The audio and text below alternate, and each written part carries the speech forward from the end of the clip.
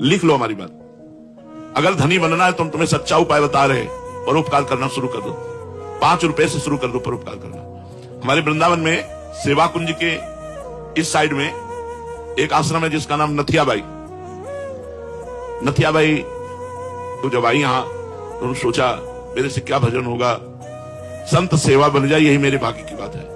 अब संत सेवा के लिए धन चाहिए, तो क्या करती है, यमुना किनारे उपले बिनती, जो जानवर गोबर कर देते हैं, सूख जाता है, उसे उपला कहते हैं, और ब्रजवासियों से आटा मांग लाती और रोटी बनाती, फिर संत को बुलाती।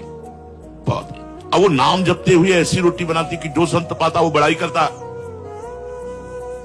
अब वहां बिना बुलाए संत आने लगे, 2 आने लगे, 4 आने लगे। उन्होंने किसी को मना नहीं किया, कभी भी आ जाए, रात के आ जाए तो रोटी बना के देने लगी। धीरे धीरे लोगों को पता चला, वहां दाल और आटे के बोरे घी की टीनें पहुंचने लगी। धीरे धीरे आश्रम बन गया। एक दिन वो 10 वर्ष सेवा करते व्यतीत हो गए।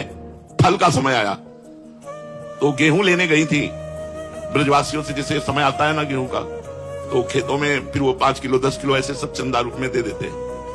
तो गाड़ी भरकर, बैलगाड़ी भरकर गेहूं लिए हुए उसमें आराम से आ रहे थे। अब इतने में बादल आ गया और बूंदें गिरने लगी, अंधेरा हो गया। अब वो थोड़ा सा परेशान हुई कि ये कैसे सुरक्षित गेहूं पहुंचे, अंधेरा हो गया, कुछ प्रकाश के लिए उनके पास था भी नहीं।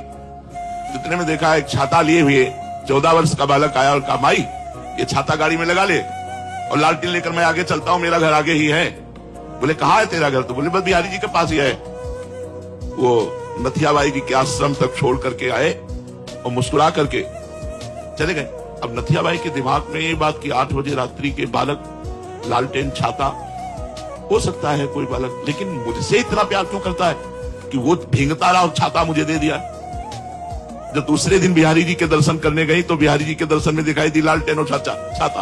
अरे बोले तू ही था, मैं समझ गई। अंदाज तो लगा रही थी पर पक्का नहीं था, आज तो पक्का हो गया। भगवान भक्त की सेवा करने वाले की स्वयं सेवा करने के लिए तत्पर रहते हैं। जैसे त्रिलोचन जी के यहां अंतर्यामी रूप से स्वयं संतों की सेवा की। इसलिए यदि गृहस्थ में धन पर विजय प्राप्त करनी है, धन की कामना और धन चाहिए उसकी पूर्ति, तो संत सेवा, बीमार की सेवा, गौ सेवा ये जरूर करनी चाहिए। और शास्त्र आज्ञा करता है 10%, लेकिन 10% बेईमानी की कमाई का नहीं। अगर बेईमानी की कमाई का किया तो तुम भी नरक जाओगे और जो दान लेगा उसका भी पतन हो जाएगा। अधर्म की कमाई का, धर्म की कमाई का अगर 1 रुपया भी तुम किसी को दोगे तो लाखों के बराबर होगा।